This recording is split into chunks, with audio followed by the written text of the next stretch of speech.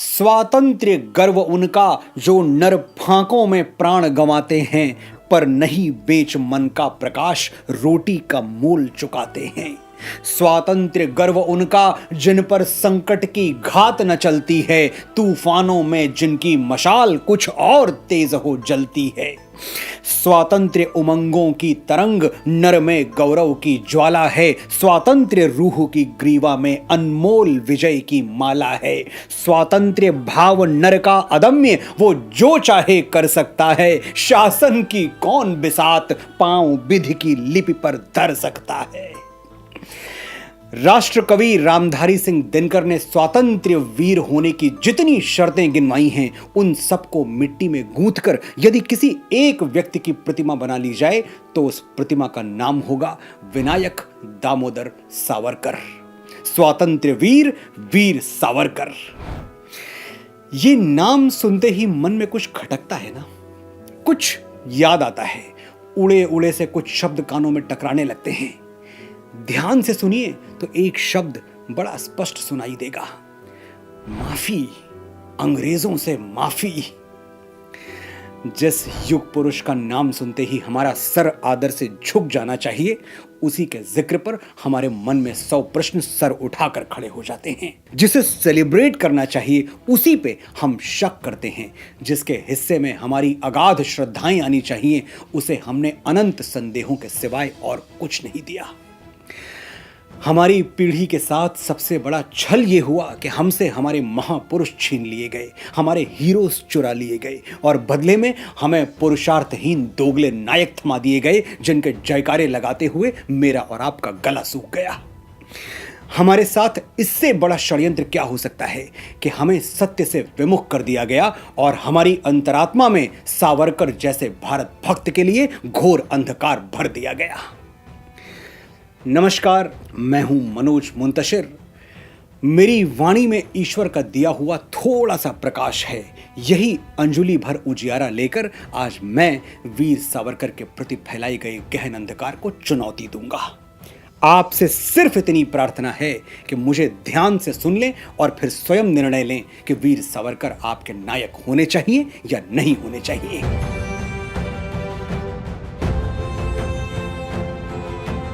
मैं कवि हूं तो आज वीर सावरकर का पहला परिचय उनकी कविताओं से देने का प्रलोभन मुझसे छोड़ा नहीं जा रहा।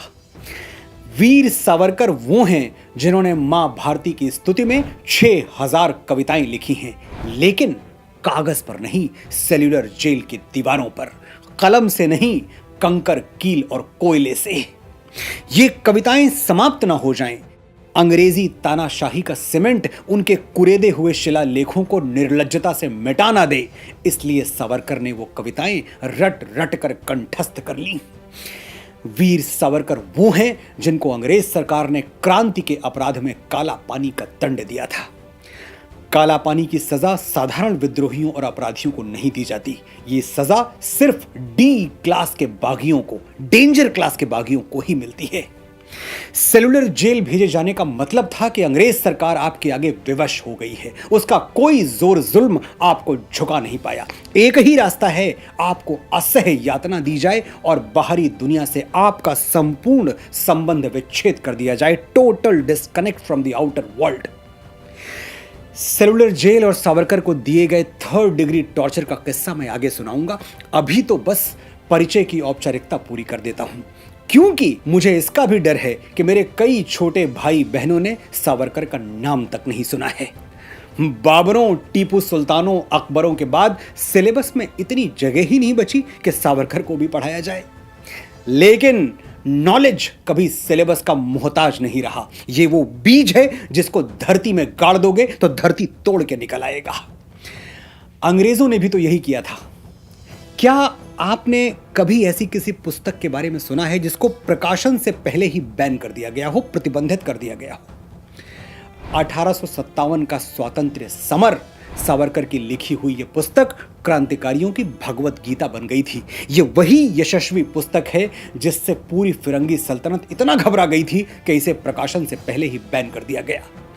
उस जमाने में इस पुस्तक को पढ़ लेना महापुण्य के समान था और यही वो महापुण्य था जिसे प्राप्त करके भगत सिंह, चंद्रशेखर आजाद, सुखदेव, राजगुरु, अशफाक उल्लाह खान से लेकर सुभाष चंद्र बोस जैसे महान क्रांतिकारी भारतीय स्वतंत्रता के दिव्य यज्ञ में आहुति बनने के लिए तड़प उठे। आप सोच रहे होंगे, जब पुस्तक प्रकाशित ही नहीं होने दी गई तो इन सब ने पढ़ी कैसे?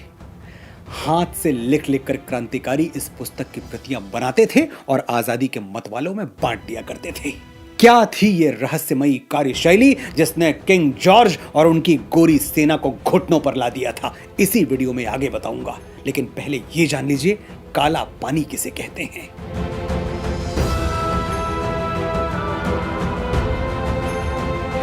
भारत रत्न पंडित श्री अटल बिहारी वाजपेयी ने लिखा था, जो बरसों तक सड़े जेल में उनको याद करें, जो फांसी पर चढ़े खेल में उनको याद करें काला पानी को, अंग्रेजों की मनमानी को, कोल्हू में जुट तेल पेरते सावरकर से बलिदानी को। काले पानी की सजा पाने वालों को अंडमान की सेल्यूलर जेल में बंद कर दिया जाता था। वहां कैदियों से कैसा अमानवीय व्यवहार होता था, उसी से जानिए जिस पर बीती है। वीर सावरकर खुद लिखते हैं, सुबह उठते ही बंद कमरे के अंदर नारियल का तेल निकालने वाला कोल्हू चलवाया जाता था। कोल्हू चलाना इतना जटिल, इतना कठिन होता है कि बड़े बड़े पहलवान तक आधा चक्कर घुमाने में टूट जाते थे और बाकी आधा चक्कर चलाने के लिए उन्हें कोल्हू के डंडे पर लटकना पड़ता था, क्योंकि हाथों में ताकत ही नहीं बचती थी। तब जाकर कहीं एक चक्कर पूरा होता था। अगर धोखे से, गलती से कोल्हू रुक गया तो पीछे खड़े अंग्रेज सिपाही कोड़े बरसाने लगते थे। दुर्गंध भरे उन अंधेरे कमरों में भीषण गर्मी होती थी, जिससे बहुत ज्यादा प्यास लगती थी, लेकिन पूरे दिन में सिर्फ 2 कटोरी पानी मिलता था। अगर गलती से 3 कटोरी पानी पी लिया तो उसके लिए अलग से कोड़े खाने पड़ते थे। नहाना तो बहुत दूर की बात थी, हफ्तों तक खड़े रखा जाता था। शौचालय में भी बैठना प्रतिबंधित था। कैदियों को अपने ही कक्ष में मल मूत्र त्यागना पड़ता था और वे उसी के साथ रहने के लिए अभिशप्त थे, बाध्य थे। पृथ्वी पर अगर कहीं नरक था तो अंडमान की सेल्यूलर जेल में। वीर सावरकर ने राष्ट्र सेवा के लिए, आपकी और मेरी स्वतंत्रता के लिए, स्वर्ग से सुंदर हमारे भारतवर्ष के लिए यह नरक दंड 10 वर्षों तक भोगा था।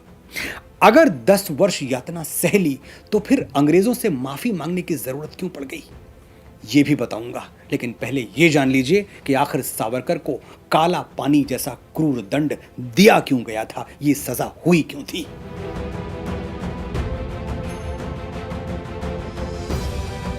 तारीख 11 जुलाई 1909, स्थान लंदन का जहांगीर हॉल। महान क्रांतिकारी मदन लाल ढींगरा ने फिरंगी अधिकारी कर्जन वाइली की हत्या कर दी। इस घटना के बाद कुछ अंग्रेज भक्त, जो कि खुद भारतवासी थे, वाइली के लिए शोक सभाएं करने लगे और उन सभाओं में मदन लाल ढींगरा जैसे जीवट क्रांतिकारी के लिए निंदा प्रस्ताव पास किए जाने लगे। सावरकर से ये अनर्थ देखा नहीं गया। उन्होंने खुलेआम डंके की चोट पर मदन लाल ढींगरा की प्रशंसा और निंदा करने वाले भारतीयों की भर्त्सना की। ढींगरा ने वाइली को मारकर वही किया जो सावरकर चाहते थे। सावरकर स्पष्ट कहते थे कि भारतवर्ष की संस्कृति, हमारा इतिहास दुनिया का सबसे पुराना और गौरवशाली इतिहास है। हम कभी पददलित नहीं रहे, गुलाम नहीं रहे। मुगलों के बाद इन आतताई अंग्रेजों ने हमारी स्वतंत्रता को बंदी बनाया, इसलिए इनकी हत्या करने में कोई पाप नहीं है। हमारा इनका बराबरी का संबंध उसी दिन बनेगा जब ये हमारे देश को स्वतंत्र करके चले जाएंगे। जब बड़े बड़े नेता ब्रिटिश सत्ता के प्रति वफादारी की शपथ ले रहे थे, सावरकर ने यह घृणित शपथ लेने से साफ मना कर दिया। उसी दिन वो कंपनी सरकार की आंखों में चढ़ गए, गड़ गए। अंग्रेजों को विश्वास हो गया कि कर्जन वाइली की हत्या सावरकर के आह्वान पर ही हुई है। बंदूक भले मदन लाल ढींगरा के हाथों में थी, लेकिन गोली चलाने वाले सावरकर थे।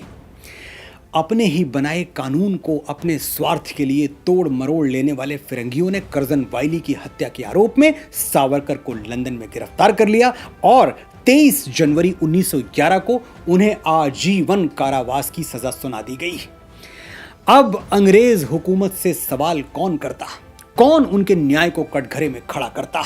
लश्कर भी तुम्हारा है, सरदार तुम्हारा है, तुम झूठ को सच लिख दो, अखबार तुम्हारा है।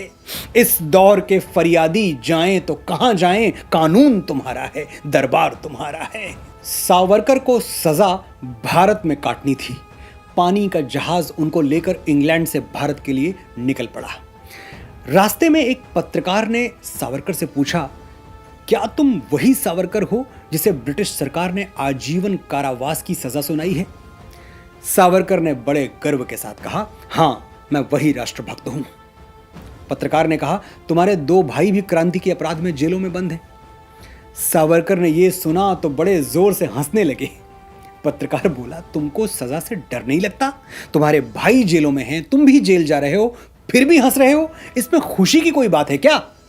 वीर सावरकर ने कहा, मेरा पूरा परिवार राष्ट्र सेवा के काम आ रहा है, इससे ज्यादा खुशी की बात और क्या हो सकती है। भारत पहुंचकर सावरकर पर फिर से मुकदमा शुरू हुआ और उन्हें 2 जन्मों के लिए यानी 50 साल के लिए काला पानी जैसी असाध्य सजा दे दी गई। सावरकर दुनिया के अकेले ऐसे क्रांतिकारी हैं जिन्हें 2 आजीवन कारावास मिले थे। सजा सुनने के बाद वो हंसकर बोले, पुनर्जन्म को ना मानने वाले ईसाई मुझे 2 जन्मों की सजा दे रहे हैं। चलो अच्छा ही है, देर सवेर ही सही इन बेचारों ने सनातन संस्कृति को स्वीकार तो किया। फैसले के तुरंत बाद सावरकर को अंडमान की सेलुलर जेल में 50 साल का कारावास काटने के लिए भेज दिया गया।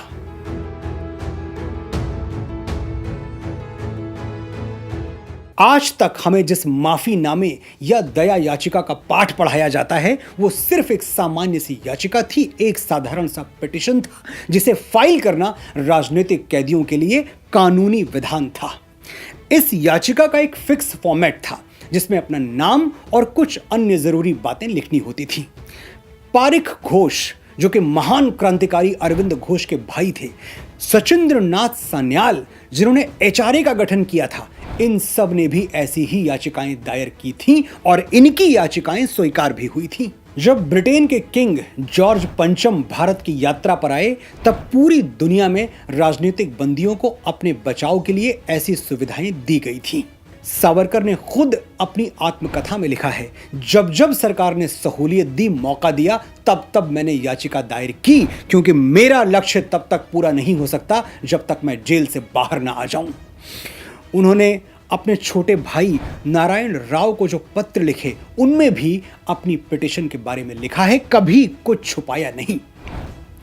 और अगर फिर भी आप बाएं हाथ से लिखे हुए झूठे इतिहासों से प्रभावित हैं और आपको लगता है कि ऐसी याचिका दायर करना कोई शर्म की बात है, तो खुद अपने आप से पूछिए, अगर आप जेल में बंद हो बिना किसी अपराध के, निरपराध, मात्र एक राजनीतिक बंदी के रूप में, और सरकार आपको अपना बचाव करने का कोई एक मौका दे, तो आप क्या करेंगे?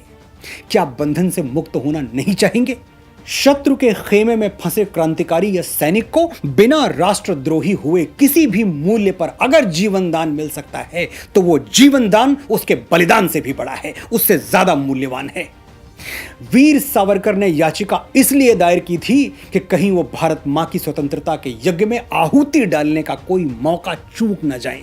कहीं ऐसा ना हो कि उनका जीवन जेल की दीवारों में समाप्त हो जाए और स्वतंत्रता का महालक्ष्य अधूरा रह जाए। महात्मा गांधी ने 1920-21 में सावरकर के पक्ष में एक लेख लिखा था।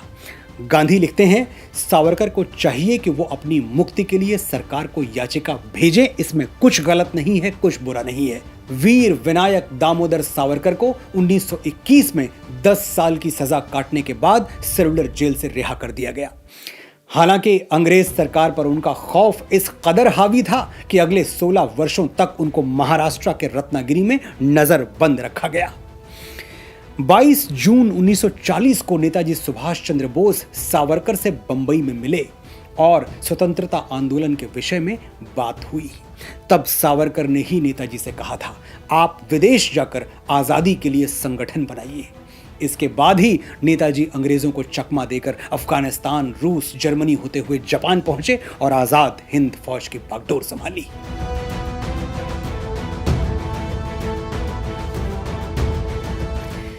मैंने आपको सच बताया, सच को छुपाने के षड्यंत्र बताए। निष्कर्ष मैं आपके विवेक पर छोड़ता हूं। लेकिन किसी भी नतीजे पर पहुंचने से पहले एक बार अपने आप से पूछिएगा, सावरकर ने 10 वर्ष काला पानी की सजा क्या किसी चारा घोटाले में काटी थी? क्या किया था सावरकर ने जो उन्हें काला पानी भेज दिया गया? सावरकर का सिर्फ एक अपराध था, भारत भक्ति। सोचिएगा कि स्वतंत्रता की लड़ाई लड़ने वाले अनगिनत नेता ऊंची ऊंची कुर्सियों पर जा बैठे और 10 साल काला पानी काटने के बदले हमने सावरकर को क्या दिया? महात्मा गांधी की हत्या का दोष। न्यायालय ने सावरकर को बाइज्जत बरी कर दिया, लेकिन हमने आज तक उन्हें कटघरे में खड़ा रखा है। हमें दुख होना चाहिए कि हमने अपने ही राष्ट्र नायकों पर प्रश्न चिन्ह उठाए। 1857 सैनिक विद्रोह नहीं, पहला स्वतंत्रता संग्राम था। वर्षों के रिसर्च की बुनियाद पर यह किसने सिद्ध किया? सावरकर ने। भारत का पहला राष्ट्रीय ध्वज जो 1907 में जर्मनी के स्टुअर्ट में मैडम भीखाजी कामा ने फहराया था, वो किसने बनाया था? सावरकर ने। तिरंगे में अशोक चक्र को शामिल करने का सुझाव संविधान सभा के अध्यक्ष राजेंद्र प्रसाद जी को किसने दिया था? सावरकर ने। फिर भी आप सावरकर को नहीं मानते? ना मानिए। गांधी को मानते हैं? 1905 में बंगाल विभाजन के विरोध में पहली बार पुणे में विदेशी कपड़ों की होली सावरकर ने जलाई थी। विरोध का यही तरीका 1921 में महात्मा गांधी ने अपनाया और पूरे भारत में स्वदेशी के समर्थन में विदेशी कपड़ों की होली जलाई गई। सावरकर को नहीं मानते? छत्रपति शिवाजी महाराज को मानते हैं? श्री बाल गंगाधर तिलक ने सावरकर को छत्रपति शिवाजी महाराज का अवतार कहा था। महाराणा प्रताप को मानते हैं?